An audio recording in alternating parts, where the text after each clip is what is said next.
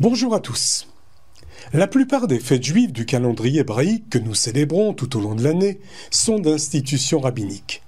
Elles sont pour nous des repères qui rythment l'année en nous invitant au recueillement, à la pratique spirituelle et religieuse à travers la prière, le jeûne ou la manifestation de joie. Le jeûne tout d'abord, pour Pourim qui vient. Le jeûne d'Esther, il commémore le combat que les Juifs de Suse durent livrer contre leurs ennemis. Ce sera lundi 6 mars, de l'aube au crépuscule, avec en point d'orgue, en fin de journée, la première lecture de la Megillah. La joie, la gaieté, l'allégresse, il en sera question à Cannes, avec le Michté de Pourim, du centre communautaire Les Déguisements, l'animation musicale de Jesse James.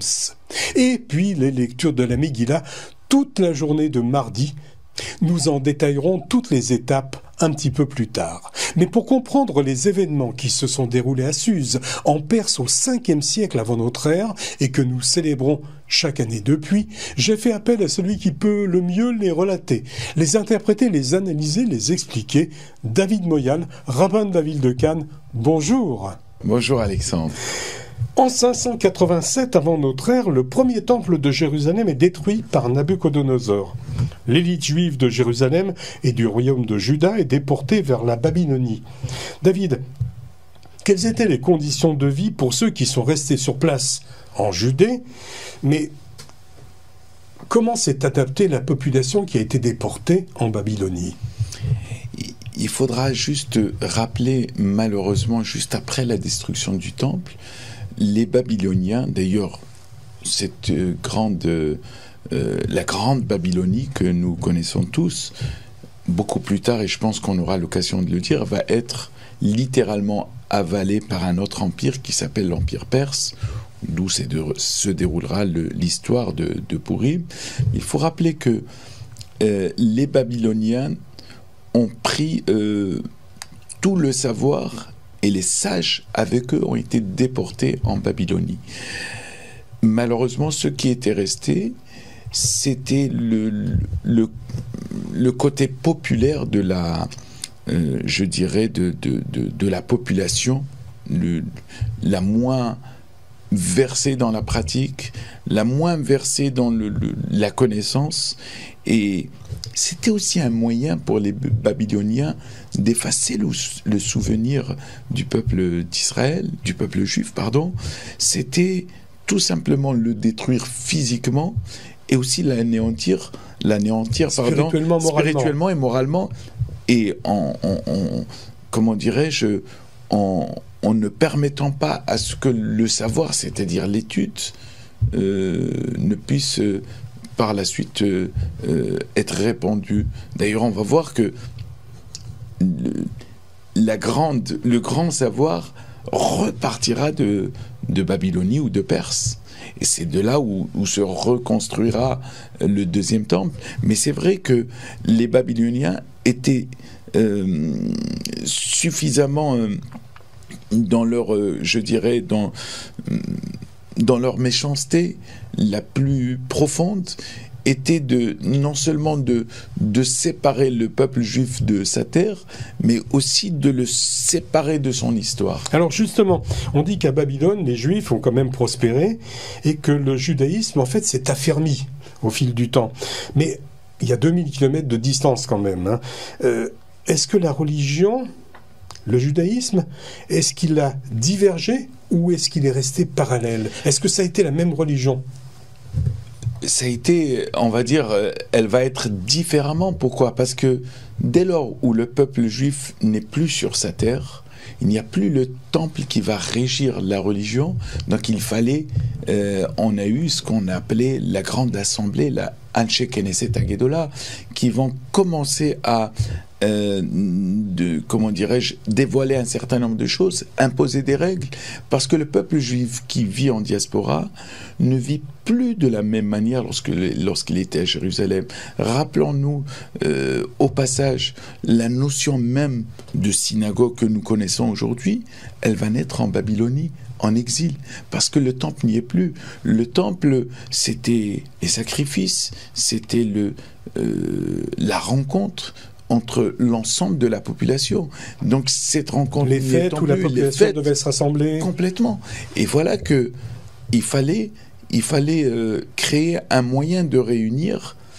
Et le seul moyen de réunir, c'est le moment de la prière. Je ne parle pas du moment festif. S'agissant du côté festif, on arrive toujours à se réunir. Mais se réunir dans la prière, c'est ce que d'ailleurs Esther va faire. Elle va utiliser un terme juste qui veut dire kanos. Kanos, c'est de faire rentrer. Et d'ailleurs, une synagogue en hébreu s'appelle Bet HaKnesset, l'endroit où on va rentrer, où on va se réunir.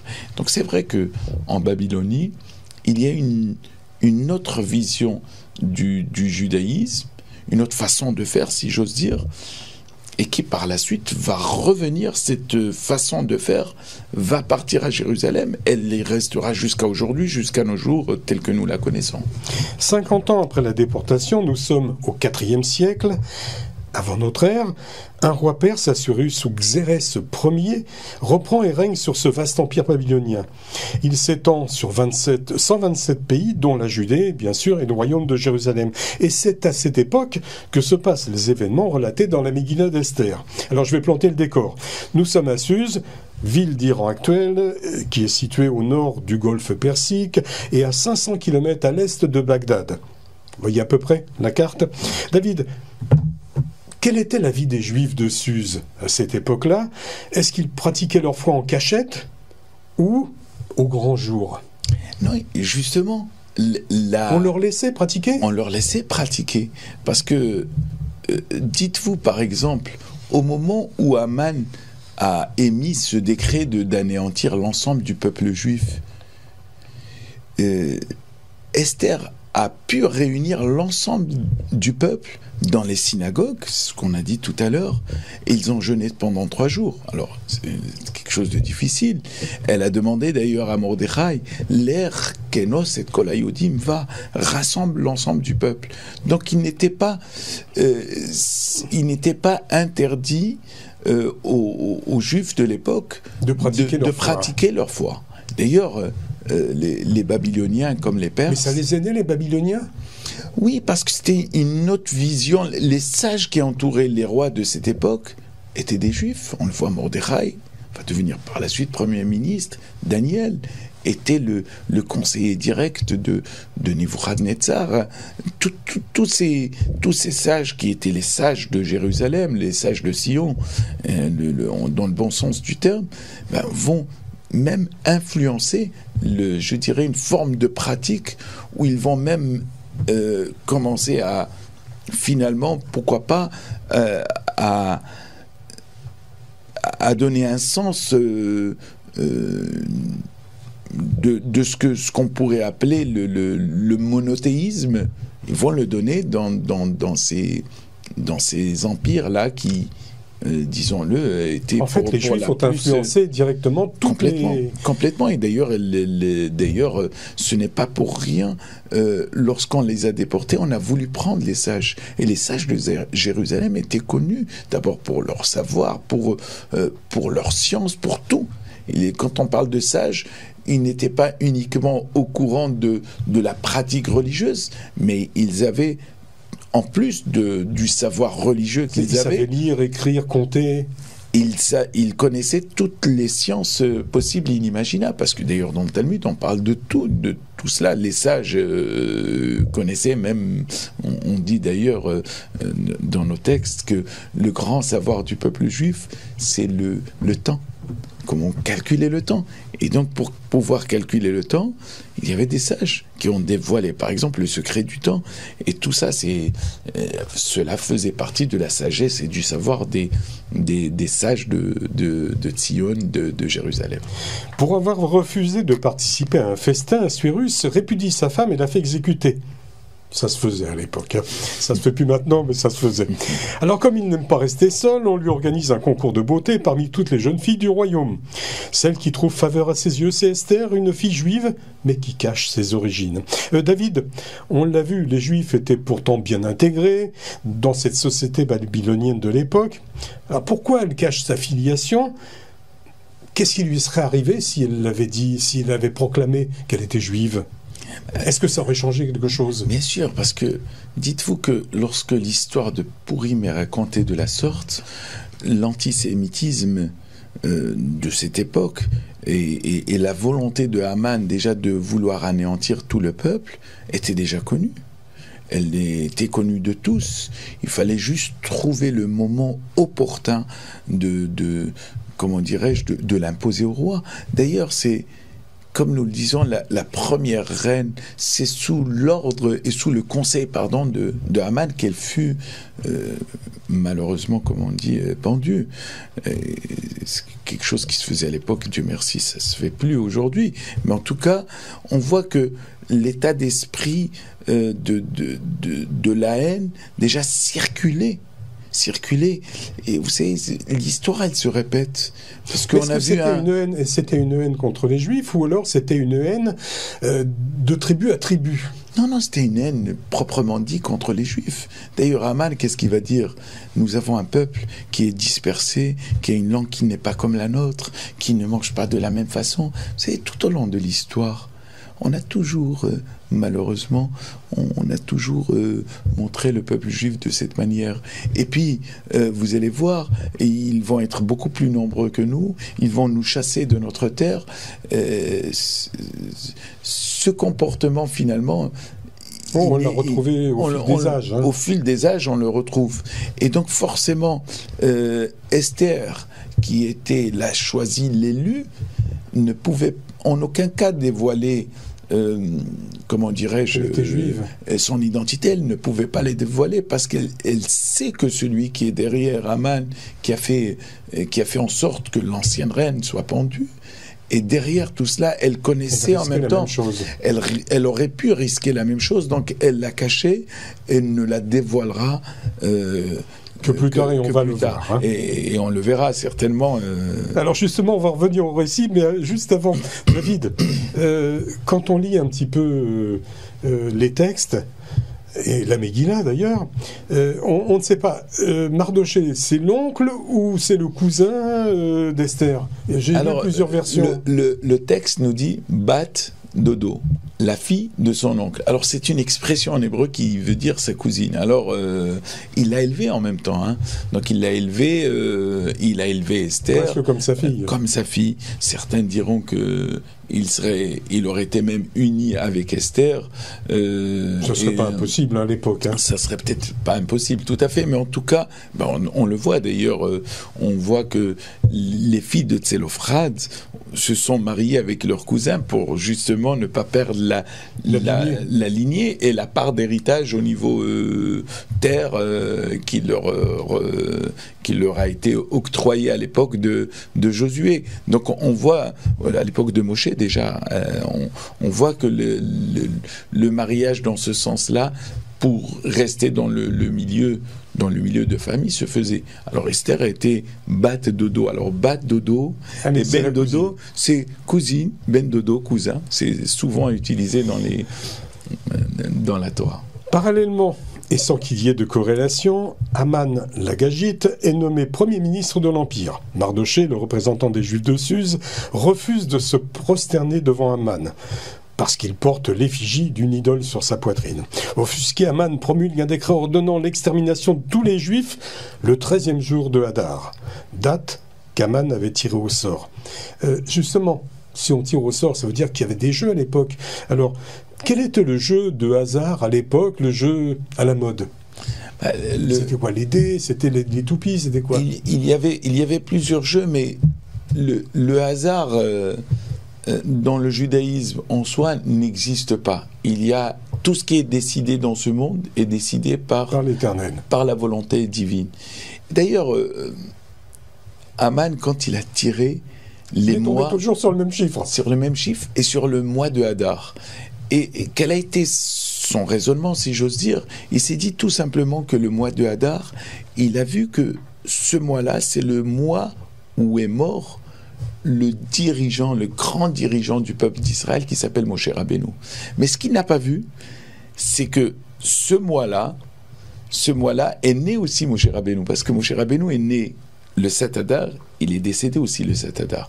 Alors, pour parler pour parler, si vous voulez, des jeux de hasard, c'est vrai qu'on en a parlé à l'époque de Hanouka.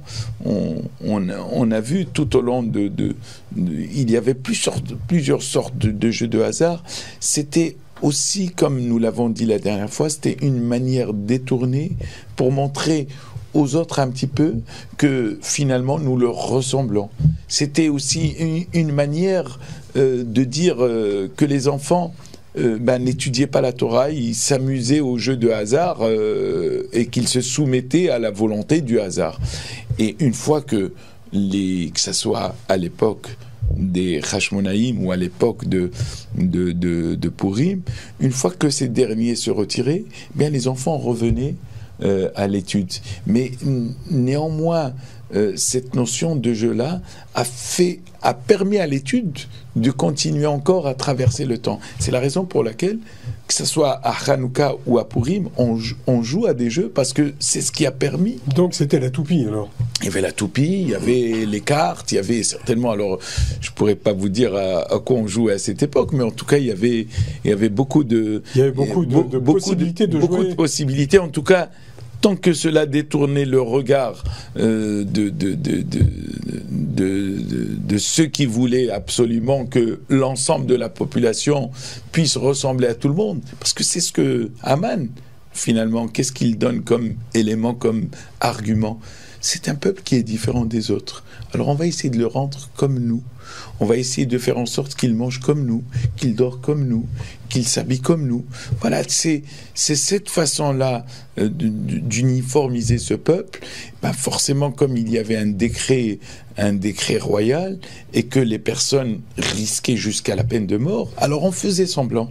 On l'a vu à Hanouka, on le voit à Purim, mais le sens de ce déguisement et le sens de ces jeux, c'était la poursuite de l'étude et la poursuite du savoir.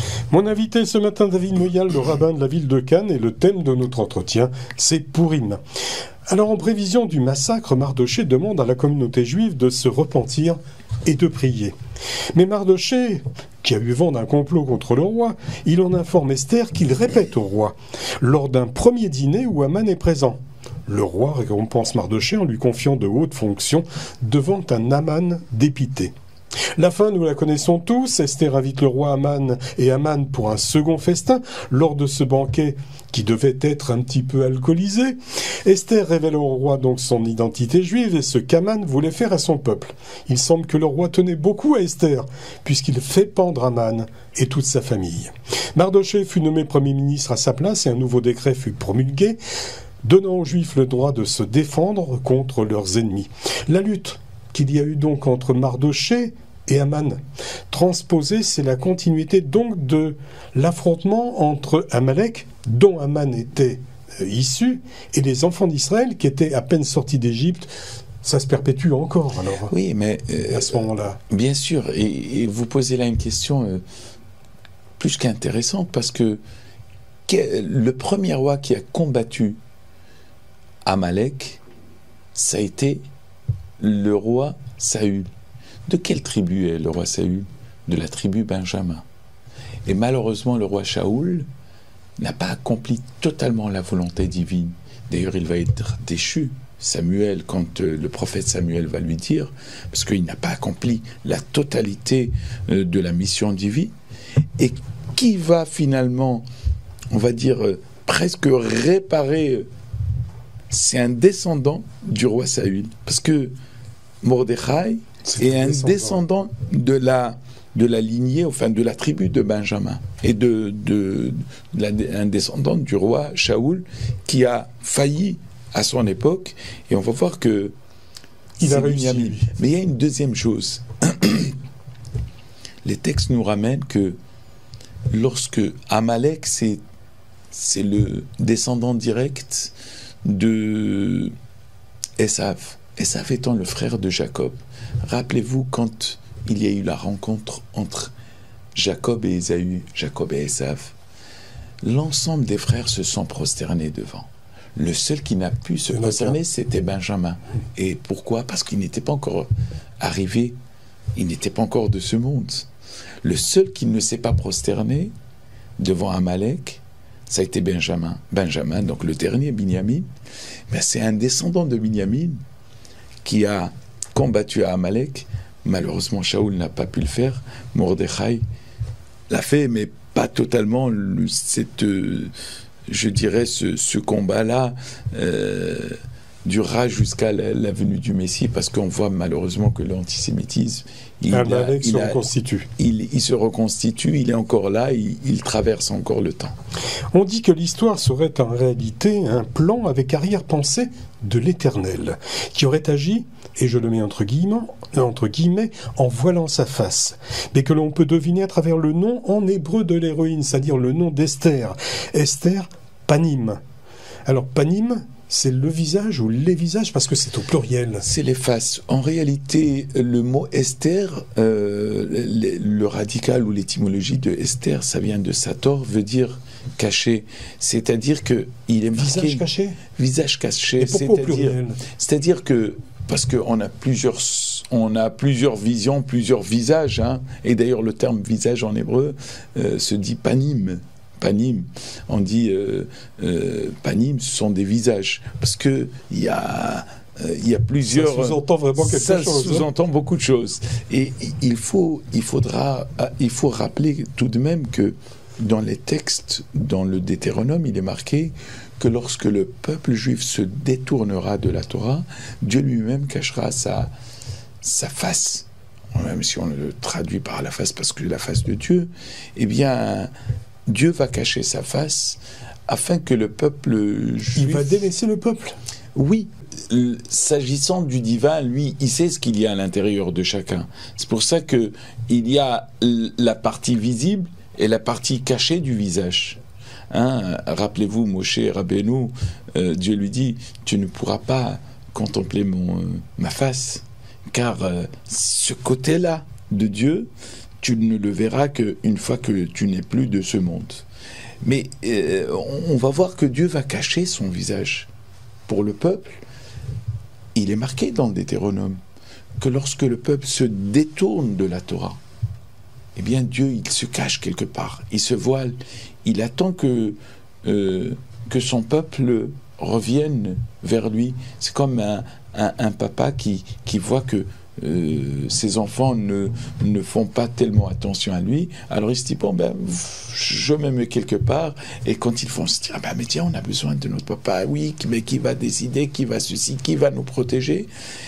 Et cette notion-là de Aster Panim, Ve'anochi, Aster, Astir Panim, c'est marqué 2 fois là-bas dans la Torah où Dieu va se voiler la face, ça veut dire va se cacher, et c'est à nous de le faire découvrir. Mais néanmoins, nos sages disent que combien même Dieu se voile la face, ou se cache la face plus précisément, il a toujours cette envie que le peuple le prie pour qu'il puisse revenir vers. C'est-à-dire, il n'y a pas... Dieu ne se cache pas indéfiniment, même si aujourd'hui il nous est pas visible parce que on s'est tellement éloigné de la pratique d'antan, mais nos sages disent que il est toujours partout, présent. Il est toujours présent. Il est partout. Là où tu appelleras, là où tu évoqueras son nom, il sera présent, il te bénira. La lecture de la Megillah se fait souvent à la synagogue, mais pas obligatoirement. Rabbi Yeshua ben Levi, célèbre talmudiste du IIIe siècle, voulait rendre la lecture de la Megillah obligatoire pour les femmes, car il disait « c'est par une femme que le miracle est arrivé ». David, il disait donc « pour les femmes » ou « par les femmes ». Lecture pour les femmes ou par les femmes. Il y a une nuance entre les deux. Moi, je préférais que ça soit par les femmes. Alors, je vais vous dire une chose. Rabbi Yeshua ben Levi... Est-ce que la Megillah peut être lue par les femmes ? Une femme, bien entendu, c'est le rend quitte. Il y a toute une discussion dans le Talmud. Est-ce qu'une femme peut rendre quitte un homme, ou elle peut rendre quitte une femme en lisant sur la Megillah ? Rien ne l'interdirait dans ce cas-là. Pour rendre quitte un homme... Alors, sans trop rentrer dans le détail, parce que c'est peut-être pas la même obligation. Et l'obligation, elle est parfois beaucoup plus forte chez un homme, moins forte chez une femme. Ce que Rabbi Yehoshua ben Levi a voulu surtout dire, c'est que toutes les mitzvot que nous avons qui sont précises dans le temps et qui traversent le temps, qui viennent d'une manière précise, en théorie et en pratique, elles dispenseraient les femmes de les accomplir. C'est ce qu'on appelle en hébreu mitzvat aseh she'azman grama. Toutes les mitzvot positifs qui sont fixes avec le temps. Ce qui voudrait dire que toutes les mitzvot positives fixées par le temps d'une manière précise dispenseraient les femmes de les accomplir. Sauf 3 choses, c'est ce que Rabbi Yehoshua va dire. Hanouka, Purim et Pessah, parce que sans les femmes, il n'y aurait pas eu ce miracle. Et tout à l'heure, quand je vous disais que parfois l'obligation chez un homme et l'obligation chez une femme n'est pas la même chose, alors je vais peut-être pas rentrer aussi trop dans les détails ici, parfois il y a des obligations pour l'accomplissement d'une mitzvah chez un homme directement par la Torah. Et parfois, chez les femmes, c'est uniquement une institution rabbinique. S'agissant par exemple de rendre quitte quelqu'un, il faut avoir la même obligation. C'est-à-dire, imaginons par exemple un enfant qui a moins de 13 ans. David, vous rentrez trop dans les détails. Oui, non, mais c'est important parce que votre question, elle est fort intéressante. Est-ce qu'une femme peut lire la Megillah ? Une femme peut lire la Megillah pour rendre quitte une femme sans aucun problème. Voilà, c'est ça. Elle peut, et je vais même vous dire plus. Parce que ça serait limite ça pour elle de lire la Megillah. Oui, mais je vais vous dire plus. Vous avez par exemple dans la Megillah, à la fin de cette lecture, vous avez des bénédictions qui ne se lisent que s'il y a un quorum, c'est-à-dire un minyan. Mais imaginez par exemple qu'il y ait 10 femmes, eh bien on lira aussi ces bénédictions. Pourquoi ? Parce que les femmes, elles sont tenues au même titre que les hommes d'écouter la Megillah. Par contre, à Rosh Hashanah, c'est une mitzvah précise d'écouter le shofar. Eh bien, les femmes, elles sont dispensées. Sukkot, c'est une mitzvah précise dans le temps. Eh bien, les femmes sont dispensées de manger dans la souka ou d'agiter les 4 espèces de loulav. À chaque fois qu'une mitzvah est précise dans le temps, les femmes sont dispensées. Qui dit dispensées, ça veut dire qu'ils n'ont pas la même obligation que les hommes.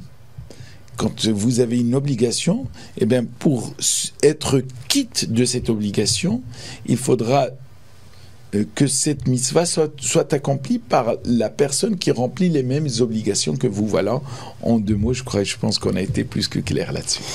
Les 2 jours de Purim sont qualifiés de Yom Tov, mais ils n'ont pas le caractère saint du Shabbat, ni des autres fêtes bibliques. Il n'y a aucune restriction d'activité, les mariages sont permis et les marques publiques de deuil sont interdites. David, quel est votre éclairage ? Est-ce que c'est une fête ou une demi-fête alors Purim ? Alors, bien entendu, la fête de Purim, c'est comme Hanouka, c'est une demi-fête, on peut travailler, etc. L'usage, tout de même, comme le sage le rappelle, on a l'habitude de s'abstenir de travailler parce que on dit dans les textes que le travail de Purim ne produit pas une bénédiction. On dit que l'argent qui est gagné à Purim, c'est un argent qui ne porte pas une forme de bénédiction en lui-même. Alors, les gens qui sont plus versés dans la piété, bien sûr, ne travaillent pas ce jour-là. En tout cas, c'est un bon minhag, c'est un bon usage de ne pas travailler. Mais en tout cas, il n'y a pas les mêmes interdits qu'un Yom Tov, où il serait interdit de faire telle ou telle mlacha, telle ou telle activité. Le jour de Purim, comme celui de Hanouka, ce sont, on va dire, on pourrait les assimiler à des formes de mi-fête, où on peut, et encore même pas mi-fête, parce que les mi-fêtes, il y a des travaux qu'on n'a pas le droit d'accomplir. Ce sont des journées non chômées, ce sont des journées festives. On est obligé de s'amuser. Oui, d'écouter, d'accomplir surtout un certain nombre de mitzvot, parce que à Purim, il y a des mitzvot, il n'y a pas que l'amusement. Alors, le repas de Purim, le mishté, il constitue une obligation religieuse. Mishté vesimcha, donc on doit absolument s'amuser. Une remarque, David. Puisqu'Esther a invité le roi à 2 festins, pourquoi à Purim on fait qu'un seul repas ? pas un seul michté. On devrait en faire 2 en fait. Oui, mais on a tendance à oublier que, en réalité, il y a 2 Pourim. Il y a le Pourim des villes qui ne sont pas fortifiées, et vous avez le Pourim des villes fortifiées depuis l'époque de Josué. L'exemple aujourd'hui le plus parfait, c'est Jérusalem. Jérusalem, cette année, lira la Megillah donc le mardi soir et le mercredi. Contrairement à nous, on va lire la Megillah lundi soir et mardi. Eh bien, eux feront le Michté, ils vont le faire le lendemain, c'est-à-dire le mercredi. Ils ne feront pas le Michté mardi comme nous avant le coucher du soleil. Donc c'est le Michté, comme le Talmud donc là-bas. Ils le font qu'une seule fois aussi. Ils le font une fois, mais il y a 2 fois en réalité. Il y a celui... Nous, on le fait avant, et eux, ils le font après. Tout à fait, d'ailleurs, quand Esther a demandé... Ça n'en fait qu'un jour. Un jour d'un côté, un jour de l'autre. Pourquoi on ne le fait pas 2 jours? Puisque de toute façon, c'était 2 repas. Non, mais Normalement, il devrait y avoir 2 fêtes. Esther a demandé un deuxième jour. Et Pourim, en plus, c'est au pluriel, donc il devrait y avoir 2 jours. Oui, mais c'est pour ça, parce qu'il y a la ville de Suse. Et les villes qui étaient fortifiées à l'époque étaient beaucoup plus nombreuses beaucoup plus nombreuses. Et les villes qui étaient fortifiées, d'ailleurs, qui ont même un souci d'être plutôt un doute, est-ce qu'elles étaient fortifiées depuis l'époque ou pas? Il y a quand même beaucoup de villes comme Tibériade, comme Yafo, comme Akko, etc. Et toutes ces villes-là, parfois, relisent la Megillah le lendemain, ils font aussi un michté. L'histoire en elle-même, Esther, elle demande au roi un 2e jour supplémentaire pour la ville de Suse. Donc il faut le rappeler que il n'y avait pas uniquement une partie du peuple juif qui allait festoyer d'un côté et les autres non, parce que les autres étaient encore en pleine défense. Ils se défendaient encore. La ville de Suse devait encore se défendre le lendemain pendant que les autres festoyaient.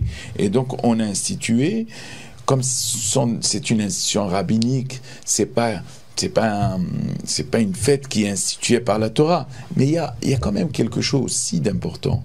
Le Talmud, dans le traité de Megillah, disait qu'à l'époque, quand bien même on pouvait lire la Megillah les jours du marché, les jours de la réunion, pour permettre à l'ensemble des villageois d'aller dans les grandes villes et de se réunir. Donc parfois elle pouvait être lue même le 11, le 12, pas forcément le 14 Adar, mais néanmoins le Michté devait être accompli le jour J, c'est-à-dire le jour de Pourim. Oui, une seule fois.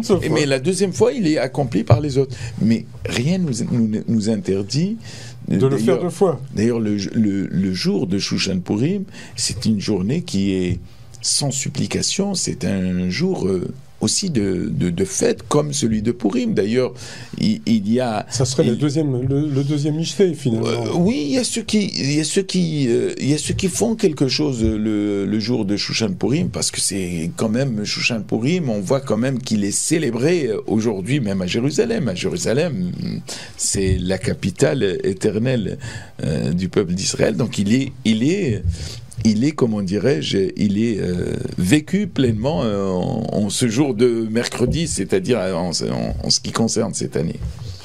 Que ce soit à Strasbourg, à Paris, Nice ou Cannes, lundi 6 mars, du lever du coucher du soleil, jeûne d'Esther.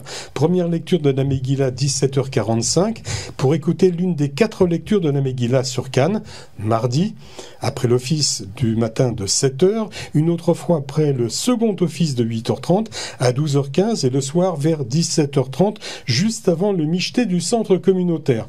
Pour rappel, citons les pratiques de Pourim.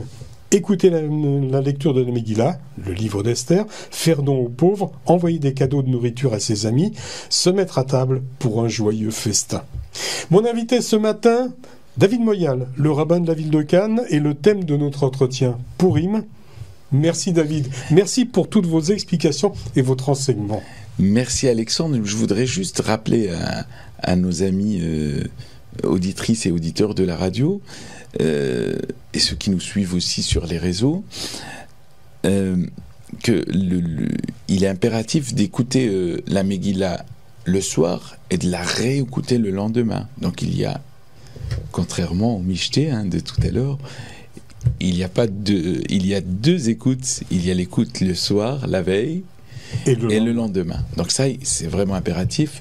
Alors, bien entendu, la première lecture, elle se fera à l'issue du jeûne, à l'issue de l'office de Harvit, et puis la journée, je pense que tout le monde, dans la journée, il y aura tellement de lectures, vous avez le choix du roi. Oui, il y en a 4, donc il n'y a pas de problème. Mais nos sages disent que Zrezim Makdimim la mitzvot, quand quelqu'un, les gens qui sont zélés, qui ont envie d'accomplir les mitzvot, eh bien, doivent les accomplir dès lors où le soleil se lève et dès lors où on peut les accomplir. Donc j'invite tout le monde, ceux qui peuvent faire un petit effort, à partir de 7h du matin il y a l'office et on enchaînera avec la lecture. Merci beaucoup David, Shabbat Shalom. Shabbat Shalom et bonne fête de Purim.